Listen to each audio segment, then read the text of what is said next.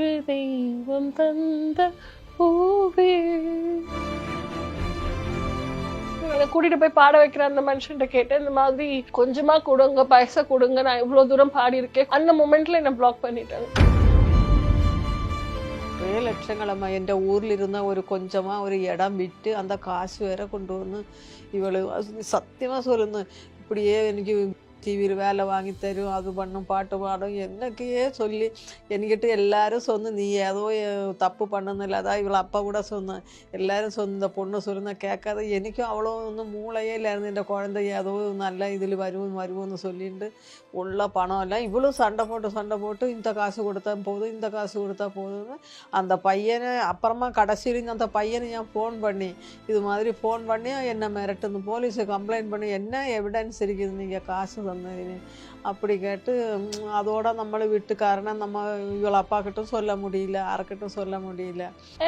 அது நான் தான் வந்து முட்டாள்தனமா பண்ணிட்டேன். அது முன்னாடி எல்லாம் இந்த ஃபேஸ்புக் அதிலெல்லாம் வந்து இந்த பாட்டு பாடி போட்டா ஏதோ கொஞ்சம் நல்லா ஆனா பைசா எல்லாம் வரும் அப்படின்னு ஒரு பைசாக்காக பண்ணல. பட் ஆனா பாட்டு பாடி ரீச் ஆக முடியும். அப்ப எனக்கு தோணிய மாதிரி நான் பாடலாம் அப்படின்னு நினைச்சுதான் அதுல போட்டேன்.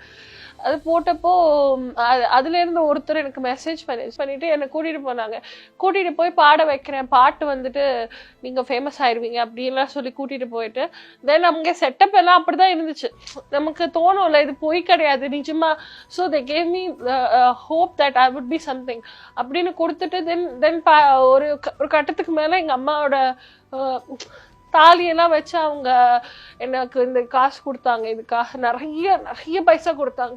லாஸ்ட்ல இது கொடுத்துட்டு எங்க அம்மா ஒரு வார்த்தை சொன்னாங்க, நீ பணம் நம்ம கொடுத்துட்டு இருக்கோம், நீ பாடுறதுக்கு எனக்கு இது சரிப்பட்டு வராது, எனக்கு என்கிட்ட காசும் இல்லை, என்கிட்ட எதுவும் இல்லை இனிமேல் கொடுக்கறதுக்கு, நான் எல்லாமே கொடுத்துட்டேன், எனக்கு கொஞ்சம் பணம் நீ கொடு. அது அப்ப கேட்கும் போது நான் அம்மாட்ட கோவப்பட்டாலுமே it was a right question.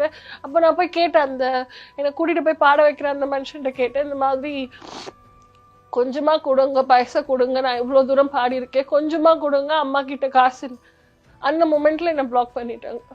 அப்பாவுக்கு தெரிஞ்சது ரொம்ப பெரிய பிரச்சனை. அப்பா ரொம்ப அடிப்பாங்க போட்டு பயங்கரமா. அந்த பயத்துல அப்போ அதை விட்டாச்சு. அதனால நிறைய அதுதான் அங்கே அந்த மாதிரி விஷயம் எல்லாம் பண்ணிதான் ரொம்ப மென்டலி ரொம்ப ஒரு மாதிரி. இப்போ முன்னாடி மாதிரி என்னால ஆரட்டோரிக்கல் ஸ்பீச் பண்ண முடியுமான்னு கேட்டா எனக்கு ஸ்டேஜ் ஃபியரே